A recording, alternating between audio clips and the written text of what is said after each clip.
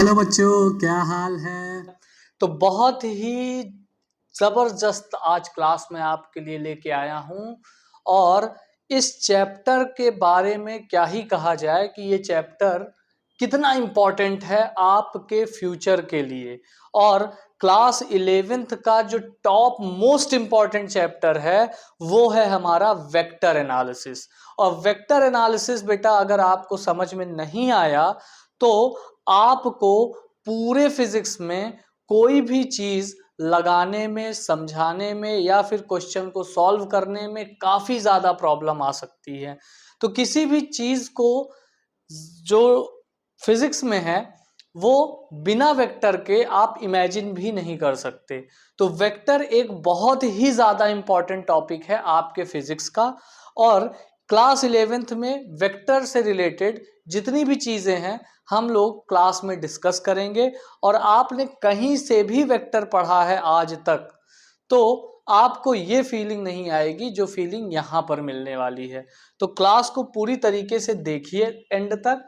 और जितनी भी क्लासेस आगे अपलोड होने वाली हैं वेक्टर एनालिसिस पे उन सभी को आप सीरियल में आप फॉलो करते रहिए। तो आपको वेक्टर पे एक बहुत अच्छा सा क्या मिल जाएगा, कॉन्सेप्ट मिल जाएगा। कॉन्सेप्ट मिलने के बाद आपको बहुत ही अच्छी नॉलेज हो जाएगी वेक्टर एनालिसिस पे।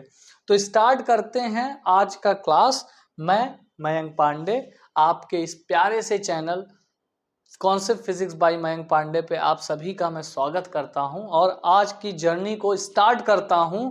और सबसे पहली बात यहां पर बात की जाएगी कि फिजिकल क्वांटिटी क्या होती है। What is physical quantity. तो बेटा फिजिकल क्वांटिटी क्या होती है इसके बारे में आप जानने से पहले ये समझिए कि फिजिक्स में आप जिन जिन क्वांटिटीज को मेजर करते हैं, फिजिक्स में आप जिन क्वांटिटीज को क्या कर सकते हैं, मेजर कर सकते हैं, उन्हें हम लोग फिजिकल क्वांटिटी कहते हैं। जैसे मान लीजिए कि मुझे मेजर करना है अपनी लेंथ, अपनी हाइट, अपना वेट, अपनी स्पीड, अपना एक्सेलरेशन, या किसी को धक्का दिया तो फोर्स कितना लगाया, इन सभी चीजों को हम लोग क्या कर सकते हैं, मेजर कर सकते हैं। तो ये सभी के सभी क्या होंगे, एक फिजिकल क्वांटिटी होंगे। लाइक वेलोसिटी, डिस्टेंस, फोर्स, ये सब के सब क्या है बेटा आपके, ये सब के सब आपके फिजिकल क्वांटिटी है। यानी ऐसी क्वांटिटीज जिनको मेजर किया जा सके। Those quantities which can be measured is known as physical quantity. अब फिजिकल क्वांटिटी बेटा दो टाइप का होता है। पहला होता है स्केलर क्वांटिटी, स्केलर क्वांटिटी, और दूसरा होता है वेक्टर क्वांटिटी, वेक्टर क्वांटिटी। और एक थर्ड भी होता है जिसको हम लोग क्या कहते हैं, tensor quantity, tensor quantity. But tensor quantity को बोर्ड लेवल पे कंसीडर नहीं किया जाता। ये ग्रेजुएशन में आपको सिखाया जाता है। ग्रेजुएशन में टेंसर क्वांटिटी आएगी तो वहां पर आप सीखेंगे, लेकिन यहाँ पर मोटा मोटा थोड़ा बहुत हम लोग इसके बारे में जानकारी देखेंगे कि क्या हो सकता है। तो सबसे पहली बात जो है, स्केलर क्वांटिटी क्या होती है। ऐसी फिजिकल क्वांटिटी जिनको मेजर करने के लिए सिर्फ और सिर्फ मैग्नीट्यूड की जरूरत पड़े, डायरेक्शन की जरूरत ना हो। ठीक है, मतलब हमें सिर्फ किसकी जरूरत पड़े, मैग्नीट्यूड की, डायरेक्शन की नीड ना हो। अब आप कहेंगे सर मैग्नीट्यूड क्या है। मान लो बेटा मैंने लिखा 10 न्यूटन ईस्ट। 10 न्यूटन ईस्ट का मतलब क्या हो गया, 10 का मतलब हो गया यहाँ पर मैग्नीट्यूड। मैग्नीट्यूड, मैग्नीट्यूड का मतलब होता है बेटा अमाउंट। किसी भी फिजिकल क्वांटिटी का अमाउंट कौन शो करता है, उसका मैग्नीट्यूड शो करता है। यार हमारी हाइट कितनी है, 160 सेंटीमीटर, 170 सेंटीमीटर। 170 क्या है, 170 इज द अमाउंट। आप कैसे पता करोगे ग्लास में कितना पानी है, 1 लीटर, 2 लीटर, 3 लीटर, 4 लीटर। तो 1 2 3 4, 1 2 3 4, this is known as the amount. तो अमाउंट कौन बताता है, मैग्नीट्यूड बताता है। तो किसी भी फिजिकल क्वांटिटी के पास एक तो होता है उसका अमाउंट यानी मैग्नीट्यूड, और एक होता है उसका यूनिट जिसमें उसको हम लोग मेजर करते हैं, और एक थर्ड चीज होती है डायरेक्शन। अब कुछ फिजिकल क्वांटिटीज ऐसी हैं जिनके पास कोई यूनिट नहीं होती है, डायरेक्शन भी नहीं होता है, सिर्फ और सिर्फ क्या होता है उनके पास, सिर्फ और सिर्फ मैग्नीट्यूड होता है। तो ऐसी फिजिकल क्वांटिटीज जिनको रिप्रेजेंट करने के लिए मैग्नीट्यूड और यूनिट की जरूरत पड़े, या फिर सिर्फ और सिर्फ मैग्नीट्यूड की जरूरत पड़े, डायरेक्शन का कोई भी रोल ना हो ऐसी फिजिकल क्वांटिटीज में, तो ऐसी फिजिकल क्वांटिटीज आपकी क्या कहलाती हैं, that is known be scalar quantity. ऐसी फिजिकल क्वांटिटी क्या कहलाती हैं, स्केलर क्वांटिटी कहलाती हैं। क्लियर है? तो स्केलर क्वांटिटी ऐसी फिजिकल क्वांटिटीज होती हैं जिनको शो करने के लिए या जिनको रिप्रेजेंट करने के लिए सिर्फ और सिर्फ क्या जरूरत पड़ती है, मैग्नीट्यूड एंड यूनिट की, या फिर सिर्फ मैग्नीट्यूड की। दूसरी क्या होती है बेटा, वेक्टर क्वांटिटी। वेक्टर क्वांटिटी एक ऐसी फिजिकल क्वांटिटी होती है जिनको रिप्रेजेंट करने के लिए magnitude as well as direction दोनों की जरूरत पड़े, यानी मैग्नीट्यूड की भी जरूरत पड़ेगी और डायरेक्शन की भी जरूरत पड़ेगी। तो मैग्नीट्यूड एंड डायरेक्शन, तो वेक्टर क्वांटिटी को रिप्रेजेंट करने के लिए, यानी वेक्टर क्वांटिटी को रिप्रेजेंट करने के लिए आपको किसकी जरूरत पड़ेगी, एक तो पड़ेगी मैग्नीट्यूड की, यूनिट हो भी सकती है नहीं भी हो सकती है, यूनिट का कोई फिक्स नहीं है, लेकिन direction must needed, direction need है, डायरेक्शन की नीड होती है। तो वेक्टर क्वांटिटीज ऐसी फिजिकल क्वांटिटीज होती हैं विच can be measured in form of magnitude and direction and also follow the vector law of addition, यानी ये वेक्टर लॉ ऑफ एडिशन को भी फॉलो करती हैं। वेक्टर को आप डायरेक्टली नहीं जोड़ सकते, जैसे कुछ फिजिकल क्वांटिटीज हैं उनको आप डायरेक्टली जोड़ सकते हैं, एल्जेब्रिक सम कर सकते हैं, तो वो फिजिकल क्वांटिटीज आपकी स्केलर क्वांटिटी होती हैं। जैसे एग्जांपल के तौर पे मान लीजिए आप कोई काम 1 घंटे में कर रहे हो, फिर आपने वही फिर दूसरा कोई काम 2 घंटे में किया, तो आपसे पूछा गया कि आपने इन दोनों कामों को करने में कितना टाइम लगाया, तो आप कहोगे 1 + 2 = 3, दैट इज 3 आवर। तो 3 घंटे जो आपका आया है that is be magnitude only, और ये एक स्केलर क्वांटिटी थी इसलिए डायरेक्टली जुड़ गई, मतलब 1 घंटे में पहले एक काम किया, फिर 2 घंटे में कोई दूसरा काम किया, टोटल वर्क करने में आपको टाइम लग गया 2 घंटे, 3 घंटे का। तो ये 3 घंटे डायरेक्टली जुड़ गई क्योंकि ये स्केलर क्वांटिटी है, इसको जोड़ने के लिए कोई स्पेशल लॉ नहीं है, इसको ऐड करने के लिए कोई स्पेशल लॉ नहीं है। लेकिन वेक्टर क्वांटिटी को अगर आपको ऐड करना है तो उसके लिए एक स्पेशल लॉ है, तो उसे हम लोग कहते हैं वेक्टर लॉ ऑफ एडिशन। तो वेक्टर लॉ ऑफ एडिशन को जो फॉलो करेंगी जो फिजिकल क्वांटिटीज, उन्हें हम लोग क्या कहेंगे, वेक्टर क्वांटिटीज कहेंगे। वेक्टर क्वांटिटीज के पास डायरेक्शन होता है और मैग्नीट्यूड भी होता है, और ये जोड़ने या घटाने के लिए इनमें एक स्पेशल लॉ होता है that is known as vector law of addition also. तो ये वेक्टर लॉ ऑफ एडिशन को फॉलो करती हैं, scalar quantity vector law of addition को फॉलो नहीं करती हैं। टेंसर क्वांटिटी एक ऐसी क्वांटिटी होती है जिनमें मैग्नीट्यूड भी होता है, डायरेक्शन भी होता है, लेकिन भैया ये वेक्टर लॉ ऑफ एडिशन को फॉलो नहीं करती, वेक्टर लॉज को फॉलो नहीं करती हैं। ऐसी क्वांटिटीज को टेंसर क्वांटिटी कहते हैं। इसमें आपका क्या आता है मैं बता देता हूं, इसमें जैसे आपका आता है स्ट्रेस, इसमें आता है आपका करंट, इसमें आता है आपका प्रेशर, ठीक है, प्रेशर। तो ये 3 क्वांटिटीज ऐसी हैं जो कि किस में आती हैं, टेंसर क्वांटिटी में आती हैं, यानी ये इनके पास डायरेक्शन तो होता है लेकिन ये क्या करती हैं, डायरेक्शन होने के बावजूद भी ये वेक्टर लॉ ऑफ एडिशन को फॉलो नहीं करती हैं। ठीक है बेटा, इतने में कोई प्रॉब्लम आपको? रिप्रेजेंटेशन ऑफ वेक्टर, वेक्टर को कैसे रिप्रेजेंट करेंगे आप? वेक्टर को रिप्रेजेंट करने का तरीका क्या होगा? तो वेक्टर को रिप्रेजेंट करने का तरीका ये होगा कि भैया आपको कहा जाए कि हमें एक 5 न्यूटन का वेक्टर खींचिए। भाई न्यूटन क्या है, फोर्स है। फोर्स एक टाइप की क्या होती है, वेक्टर क्वांटिटी होती है। Force is the vector quantity, और आपसे कहा जाए कि हमको भाई 5 न्यूटन का एक वेक्टर है उसको खींच के बताइए, जो कि किस डायरेक्शन में है, ईस्ट के डायरेक्शन में है। तो आप क्या करोगे, एक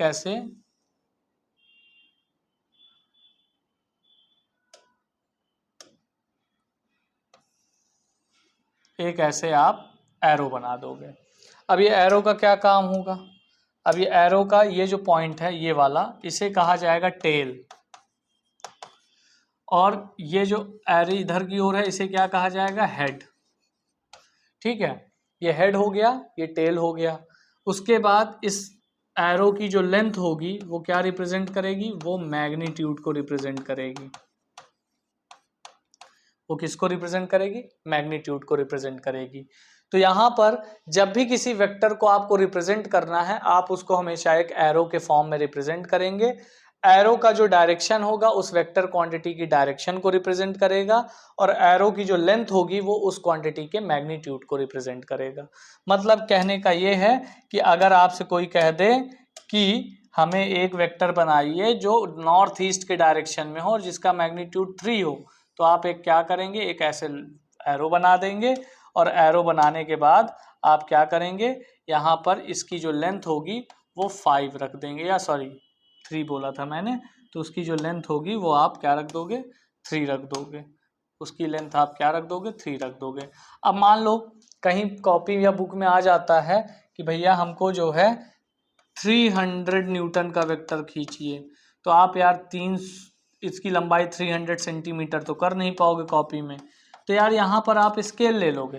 यहाँ पे जस्ट आप एज्यूम कर लोगे कि भैया 1 सेंटीमीटर बराबर 100, 1 सेंटीमीटर बराबर 100 न्यूटन। तो आपको कितना सेंटीमीटर खींचना पड़ेगा, आपको 3 सेंटीमीटर खींचना पड़ेगा 300 न्यूटन के लिए। तो ऐसे आप स्केल मेजर करके खींचोगे कॉपी में। अब ये नहीं कि अगर आपको 5 न्यूटन 10 न्यूटन यानी इस कैटेगरी में आपका वेक्टर है कि आपके कॉपी में आराम से खींचा जा सकता है तो आप खींच लेंगे। लेकिन अगर मान लो इस कैटेगरी में वेक्टर है कि आपका बहुत बड़ा वेक्टर है 300 400 न्यूटन का, तो आप उसको क्या करेंगे, उसको खींचने के लिए आप स्केल का यूज करेंगे, और स्केल को छोटा सा यूज कर लेंगे, और उसके बाद आपका पता चल जाएगा। आगे बात करते हैं। जैसे आपसे कहा गया कि क्वेश्चन है, मान लीजिए कि रिप्रेजेंट द फॉलोइंग वेक्टर्स, कुछ वेक्टर्स को रिप्रेजेंट कीजिए। That is first is F is equals to 3 Newton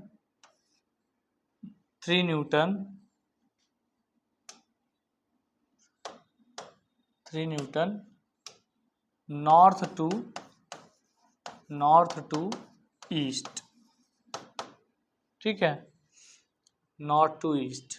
ठीक है, तो आप क्या करोगे, आप यहाँ पर एक वेक्टर खींचोगे, या पहले क्वेश्चन ही लिख लेते हैं सब सारे।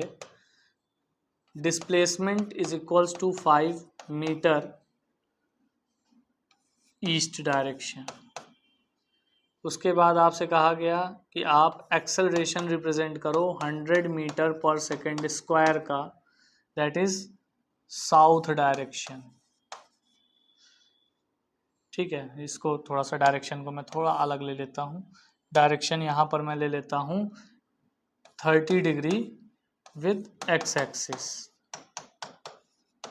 30 डिग्री विद एक्स एक्सिस। अब तीनों को रिप्रेजेंट करना है भैया, तो क्या करोगे, देखो यहाँ पर आप पहले के लिए क्या करोगे, नॉर्थ ईस्ट है तो नॉर्थ ईस्ट डायरेक्शन कुछ इस तरीके का होगा, ये आपका वेक्टर बन गया।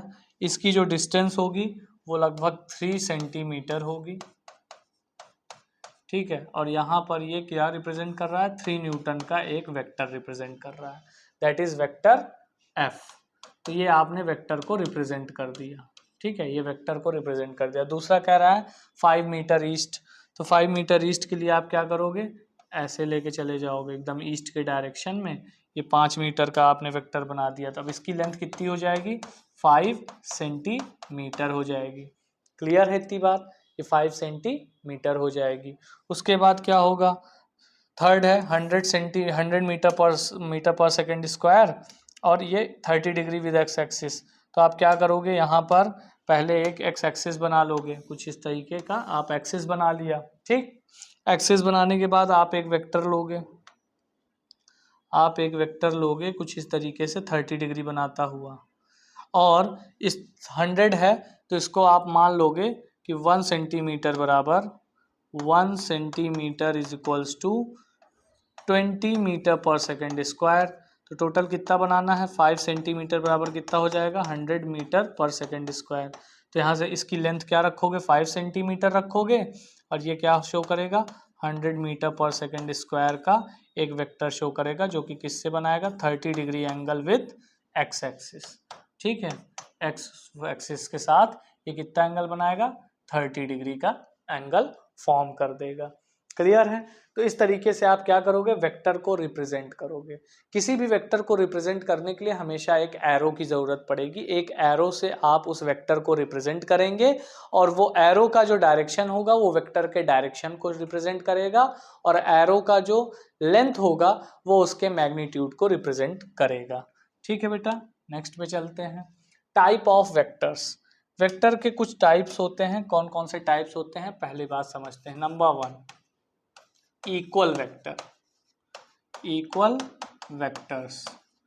इक्वल वेक्टर्स क्या होते हैं, इक्वल वेक्टर्स वो होते हैं जो मैग्नीट्यूड और डायरेक्शन में सेम हो। जैसे कोई भी दो वेक्टर लिया आपने, कोई भी दो वेक्टर लिया, दैट इज एक ये और दूसरा ये। ठीक, तो यहाँ पर क्या हुआ, यहाँ पर ये वेक्टर आपका ए है मान लीजिए, और ये वेक्टर क्या है, बी है। तो यहाँ पर अगर ए और बी का magnitude and direction both is equal, अगर किसी भी वेक्टर का magnitude and direction both are equal, then these vectors are known as equal vectors. अब कोई भी वेक्टर है, जैसे मान लो कोई फोर्स है, ये वेक्टर क्वांटिटी है, तो इसके ऊपर क्या कर देते हैं, एक एरो लगा कर रिप्रेजेंट करते हैं। तो एरो लग गया तो इसके पास अब डायरेक्शन है। एरो नहीं लगा, सिर्फ एफ लिखा है, सिर्फ एफ लिखने का मतलब मैग्नीट्यूड की बात हो रही है। एरो लग गया, मैग्नीट्यूड एंड डायरेक्शन दोनों की बात हो रही है। तो मान लो यहाँ पे ए वेक्टर है, बी वेक्टर है, इसके ऊपर देखिए एरो लगा हुआ है, तो इसका मतलब यहाँ पर डायरेक्शन की भी बात हो रही है। तो direction and magnitude of A is equals to B. अगर मैं सिर्फ यहाँ पे ए बराबर बी लिखूंगा तो सिर्फ मैग्नीट्यूड की बात कर रहा हूँ, डायरेक्शन की नहीं। दिस कंटेन्स ओनली मैग्नीट्यूड, ऐसे लिखा हुआ है ए बराबर बी, तो this contains only magnitude. But vector a is equals to vector b, तो this contains magnitude as well as direction, as well as direction, यानी इसके पास मैग्नीट्यूड भी है और डायरेक्शन भी है। तो मैग्नीट्यूड और डायरेक्शन दोनों को रिप्रेजेंट करेगा कौन, वेक्टर का साइन, जब इसके ऊपर एरो लगा होगा। अगर एरो नहीं लगा होगा तो ये सिर्फ और सिर्फ क्या करेगा, मैग्नीट्यूड को रिप्रेजेंट करेगा। तो इक्वल वेक्टर्स वो वेक्टर्स होते हैं जिनका मैग्नीट्यूड और डायरेक्शन दोनों सेम हो, यानी दो ऐसे वेक्टर जिनका मैग्नीट्यूड और direction both are equal, both are same, then the vector is known as equal vectors। ठीक है बेटा, नंबर 2 की बात करते हैं। दूसरे पे आता है आपका opposite vector. Opposite vector, opposite vector. अब अपोजिट वेक्टर क्या होता है, ऐसे वेक्टर्स, ऐसे दो वेक्टर्स जिनका डायरेक्शन क्या हो, अपोजिट हो। ऐसे दो वेक्टर्स जिनका डायरेक्शन क्या हो, अपोजिट हो। एक का डायरेक्शन इधर है, ये कोई वेक्टर ए है, और एक का डायरेक्शन ये इधर है, दैट इज वेक्टर बी। अब ये ऐसे वेक्टर्स हैं जिनका मैग्नीट्यूड इक्वल है बट डायरेक्शन क्या है, अपोजिट है। तो जब डायरेक्शन अपोजिट हो जाती है, जैसे आप किसी भी वेक्टर को इधर से बनाया ए है, और जब इसका डायरेक्शन इधर बना दिया तो ये माइनस ए हो जाएगा।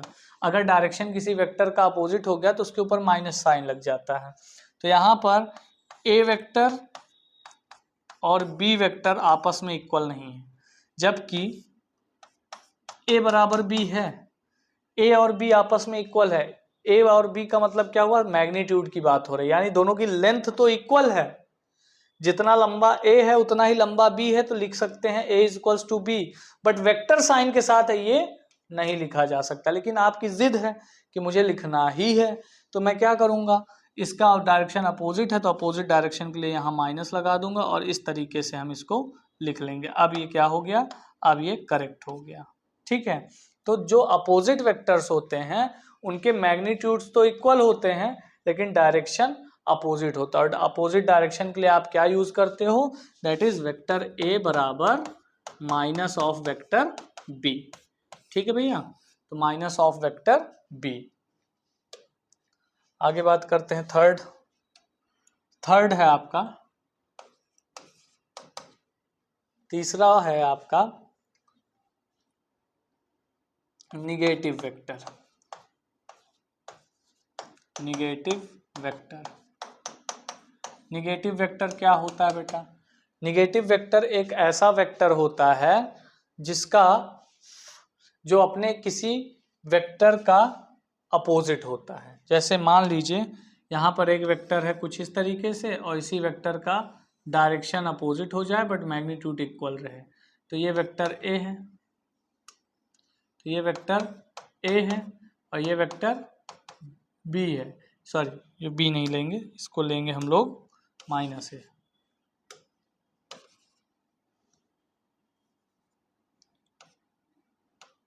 माइनस ए, ठीक है, ये ए वेक्टर है, ऑपोजिट वाला क्या हो जाएगा, माइनस ए हो जाएगा। क्लियर है इतनी बात? मैग्नीट्यूड सेम होगा बट डायरेक्शन अपोजिट होगी, तो अपोजिट वेक्टर के लिए आप क्या करोगे, हमेशा माइनस साइन शो करोगे। फोर्थ की बात करते हैं। फोर्थ है आपका, fourth is parallel vector. Parallel vector का मतलब क्या हो गया, दो वेक्टर्स मैग्नीट्यूड में तो इक्वल हो नहीं, मतलब मैग्नीट्यूड में इक्वल भी हो सकते हैं, नॉन इक्वल भी हो सकते हैं, लेकिन डायरेक्शन दोनों का क्या होगा, सेम होगा।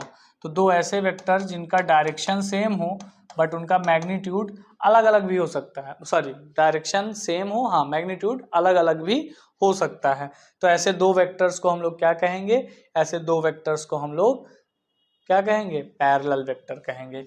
अब इसको भी आपको लिखना है a is equals to B के फॉर्म में, तो आप नहीं लिख सकते क्योंकि दोनों का मैग्नीट्यूड तो इक्वल है नहीं, लेकिन वेक्टर a बराबर वेक्टर b यहाँ पर n से मल्टीप्लाई करके आप लिख सकते हो। कैसे? मान लो ये वेक्टर a है, इसका मैग्नीट्यूड 2 है, इसका मैग्नीट्यूड 4 है, तो अगर इसमें मैं इस वाले वेक्टर में अगर मैं 2 का मल्टीप्लाई कर दूं a वाले में, तो इसका भी मैग्नीट्यूड 4 हो जाएगा।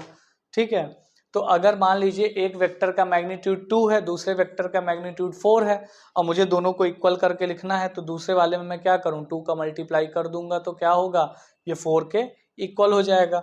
तो यहाँ पर अगर मैं n इंटू बी कर दूंगा, where n is equals to 1/2 हो जाएगा, यानी n क्या है, 1/2 होगा, तो दो आपस में क्या हो जाएगा, बराबर। तो किसी भी वेक्टर में अगर आप स्केलर का मल्टीप्लाई करते हैं, स्केलर का मतलब मैग्नीट्यूड का मल्टीप्लाई करते हैं, तो उसका जो मैग्नीट्यूड होगा वो बढ़ जाएगा।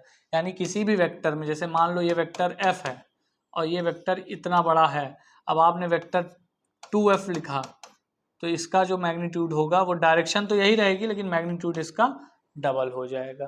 तो भैया इसमें मैंने 2 का मल्टीप्लाई कर दिया तो ये इसके इक्वल आ गया। तो पैरेलल वेक्टर को इस फॉर्म में लिखा जा सकता है क्योंकि इन दोनों का डायरेक्शन क्या है, इन दोनों का डायरेक्शन सेम है। ठीक है, अगली बात करते हैं, आपका अगला है क्या, अगला है फिफ्थ क्या है आपका, पांचवा वेक्टर कौन सा है, तो पांचवा वेक्टर है आपका बेटा, पांचवा वेक्टर है जीरो वेक्टर और नल वेक्टर। जीरो वेक्टर और नल वेक्टर। जीरो वेक्टर क्या होता है या नल वेक्टर क्या होता है, जब दो वेक्टर क्वांटिटीज को आप माइनस करते हो या ऐड करते हो तो रिजल्ट में भी आपको एक वेक्टर क्वांटिटी मिलती है। किसी भी दो वेक्टर्स को अगर आप प्लस या माइनस ऐड या सब्ट्रैक्ट करोगे तो रिजल्ट में भी जो क्वांटिटी मिलेगी वो एक वेक्टर क्वांटिटी ही होगी। तो मान लो दो इक्वल वेक्टर्स हैं like a vector minus A vector, तो आपको रिजल्ट में भी क्या मिलेगा, जीरो मिल जाएगा, और जीरो भी एक क्या होगा, वेक्टर क्वांटिटी होगी। तो यहाँ पर ये वेक्टर क्या कहलाएगा, जीरो वेक्टर। इसको जीरो के ऊपर ऐसे एरो लगा के रिप्रेजेंट किया जाता है। ये एक ऐसा वेक्टर है जिसका मैग्नीट्यूड क्या होता है, जीरो होता है, मैग्नीट्यूड जीरो होता है, और डायरेक्शन इसकी क्या होती है, डायरेक्शन अनडिफाइंड होती है, डायरेक्शन अनडिफाइंड होती है। तो ऐसा वेक्टर जिनका मैग्नीट्यूड 0 हो और डायरेक्शन क्या हो बेटा, अनडिफाइंड हो, तो ऐसे वेक्टर को हम लोग क्या कहते हैं, जीरो वेक्टर कहते हैं। समझ में आ रहा है आपको? अगर समझ में नहीं आ रहा है तो इस लेक्चर को एक बार और देखिएगा, ठीक है। बार बार पढ़ने से चीज़ें अच्छी होती हैं, ठीक है। यूनिट वेक्टर्स, यूनिट वेक्टर क्या होता है बेटा? यूनिट वेक्टर एक ऐसा वेक्टर होता है जिसके पास सिर्फ और सिर्फ डायरेक्शन होता है। मैग्नीट्यूड इसका 1 होता है और इसके पास सिर्फ और सिर्फ क्या होता है, डायरेक्शन। तो यूनिट वेक्टर क्या होता है, जैसे मान लो ये कोई वेक्टर है ए, तो ए वेक्टर के ही डायरेक्शन में एक ऐसा छोटा सा वेक्टर ये बाहर निकल के आ जाएगा जो कि क्या कहलाएगा, यूनिट वेक्टर कहलाएगा। यूनिट वेक्टर जिसका डायरेक्शन सेम होगा, डायरेक्शन क्या होगा, डायरेक्शन सेम होगा बट मैग्नीट्यूड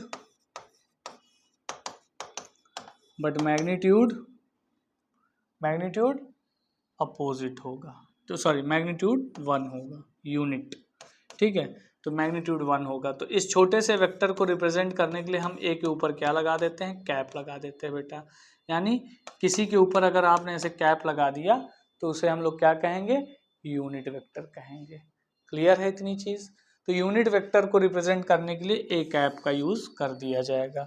अब यहाँ पे बात समझिएगा, जैसे कोई भी वेक्टर क्वांटिटी है, वेक्टर ए है, तो ये दो चीज़ों से मिल करके बना हुआ है। एक तो वेक्टर ए का मैग्नीट्यूड और एक वेक्टर का यूनिट वेक्टर। तो unit vector stands for direction. If you multiply with any scalar quantity in the unit vector then it gives the same vector. मतलब अगर आपको क्या करा जाएगा, अगर किसी यूनिट वेक्टर में किसी स्केलर क्वांटिटी का मल्टीप्लाई कर दोगे तो आपको वो एक प्रॉपर वेक्टर दे देगा। जैसे यहाँ पर ए कैप है, तो ए कैप का मतलब बेटा इधर की ओर एक छोटा सा वेक्टर।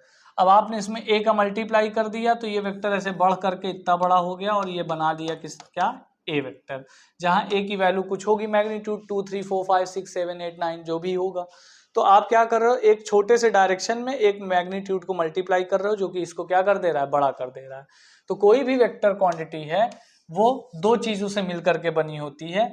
ए फॉर मैग्नीट्यूड, यहाँ पर इसके ये है मैग्नीट्यूड और ये है आपका क्या, डायरेक्शन। तो यूनिट वेक्टर जो है वो हमेशा आपका क्या करता है, सिर्फ और सिर्फ डायरेक्शन को रिप्रेजेंट करता है, मैग्नीट्यूड को रिप्रेजेंट नहीं करता है। तो ए कैप जो है वो तुम्हारा निकालने के लिए हम लोग क्या करेंगे, vector a upon a, vector a upon a से डिवाइड कर देंगे तो हमारा क्या निकल आएगा, यूनिट वेक्टर निकल आएगा। ये फॉर्मूला होता है, यानी किसी भी वेक्टर में अगर आप उसके मैग्नीट्यूड से डिवाइड कर देते हो तो आपको उसका क्या मिल जाएगा, यूनिट वेक्टर मिल जाएगा। ठीक है बेटा। अगली बात है orthogonal unit vectors. Orthogonal unit vectors क्या होते हैं, यहाँ पे मान लीजिए आपका एक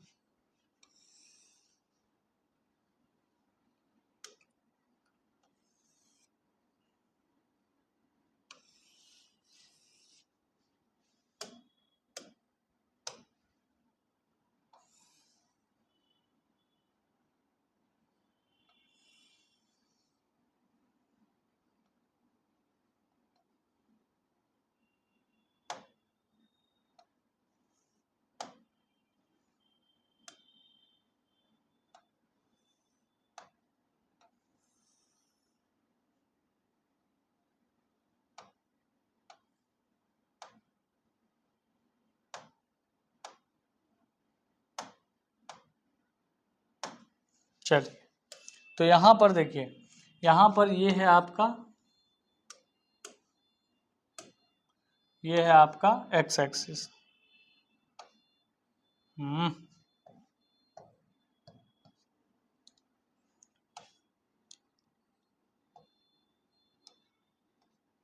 ये एक्स एक्सिस है और ये आपका वाई एक्सिस है, ये आपका जेड एक्सिस है। ठीक है। अब एक ऐसा यूनिट वेक्टर जो कि एक्स एक्सिस के डायरेक्शन में है, वाई एक्सिस के डायरेक्शन में है और जेड एक्सिस के डायरेक्शन में है, क्योंकि ये तीनों क्या है, ऐसे परपेंडिकुलर है। ये एक्स का एक्सिस, ये वाई एक्सिस, ये जेड एक्सिस, ऐसे मान लो।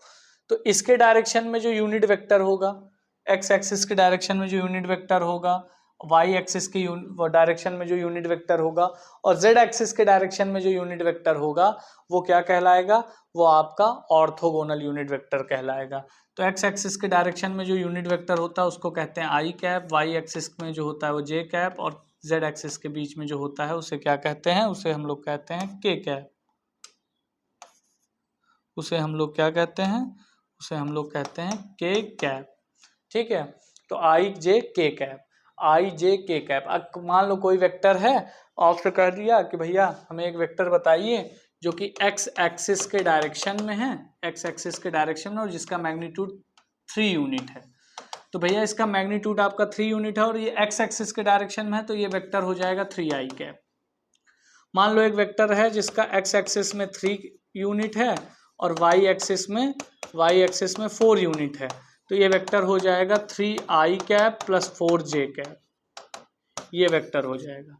मतलब एक्स एक्सिस के डायरेक्शन में अगर किसी का 3 यूनिट मैग्नीट्यूड है तो वो vector 3i cap, Y axis के डायरेक्शन में अगर किसी का 4 यूनिट है तो 4j कैप, और कहेगा कि भैया एक ऐसा वेक्टर बता दो जिसका 3 यूनिट एक्स एक्सिस में है, 4 यूनिट वाई एक्सिस में है, तो वो वेक्टर हो जाएगा 3i cap plus 4j cap. Clear है इतनी चीज? तो इसको कहते हैं ऑर्थोगोनल यूनिट वेक्टर, जिसको एक्स वाई जेड के एक्सिस के फॉर्म में हम लोग क्या करते हैं, रिप्रेजेंट करते हैं। अब representation of vector in the coordinate system, तो representation of vector in coordinate system का मतलब ये है कि मान लो एक वेक्टर है, ये पॉइंट है आपका क्या 2,3, और एक वेक्टर आपने खींचा है जो कि इस पॉइंट पर आकर के खत्म हो जा रहा है। ठीक है, इस पॉइंट पर आपको मिल जा रहा है, तो इसका मतलब आप जब यहाँ से परपेंडिकुलर डालेंगे तो एक्स एक्सिस में इसका पार्ट कितना होगा भैया 2, और वाई एक्सिस में इसका पार्ट कितना होगा भैया 3। ठीक है, तो एक्स एक्सिस में इसका पार्ट 2 है, वाई एक्सिस में इसका पार्ट 3 है, तो ये वेक्टर क्या हो जाएगा, a is equals to, that is this is vector a is equals to 2i cap plus 3j cap, 2i cap plus 3j cap.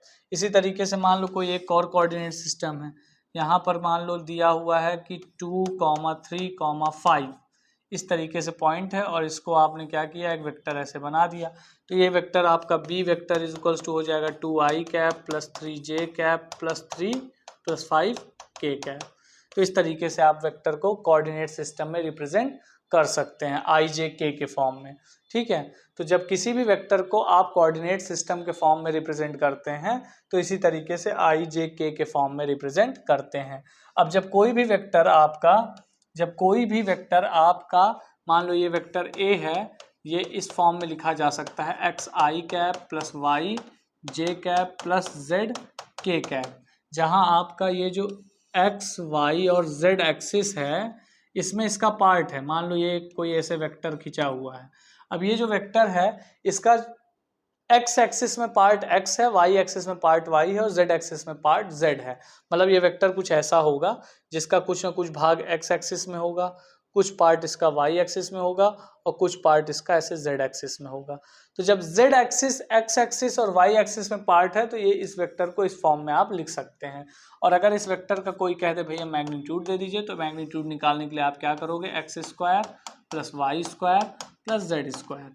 अब ये 3D में तो नहीं दिखाया जा सकता, लेकिन 2D में ज़रूर दिखाया जा सकता है। तो 2D में देखिए, जैसे मान लो ये x है, ये y है, आपका एक ये वेक्टर है, ये वेक्टर का परपेंडिकुलर ड्रॉन किया, ये x एक्सिस का पार्ट आ गया, इससे परपेंडिकुलर यहाँ से ड्रॉन किया तो ये एक पार्ट आ गया y एक्सिस का। ठीक है, अब आपको पता है ये y है तो ये भी क्या होगा, y ही होगा इतनी डिस्टेंस। अब ये डिस्टेंस y है, ये डिस्टेंस x है, आपको ये चाहिए तो ये चाहिए, यही तो है ना, यही तो वेक्टर ए है, इसी का तो मैग्नीट्यूड चाहिए। तो ये एक राइट एंगल ट्रायंगल है, तो ए का square is equals to x का square, a square is equals to x का स्क्वायर प्लस वाई का square, that is a is equals to क्या हो जाएगा, under root x square plus y square. लो निकल आया मैग्नीट्यूड इस वेक्टर का। तो ये जो वेक्टर ए है इसका मैग्नीट्यूड आप चुटकियों में निकाल सकते हो अगर आपका ये एक्स वाई जेड का कोऑर्डिनेट आपको गिवन है तो। ठीक है, तो इस तरीके से आप क्या करोगे, रिप्रेजेंट करोगे वेक्टर को कोऑर्डिनेट सिस्टम में। तो बहुत बहुत धन्यवाद आपका इस क्लास के लिए। आज के लिए फिलहाल बेसिक था तो सिर्फ इतना ही बताया जाएगा। नेक्स्ट क्लास में हम आएंगे तो आपको वेक्टर का एडिशन, सब्सट्रैक्शन और भी चीज़ों को साथ आएंगे। ये एक इंट्रोडक्टरी क्लास थी। इंट्रोडक्टरी क्लास में बहुत ज़्यादा नहीं, थोड़ा बहुत आपको नॉलेज ले लेना होता है। तो उम्मीद है आपको समझ में आया होगा। बहुत बहुत थैंक यू।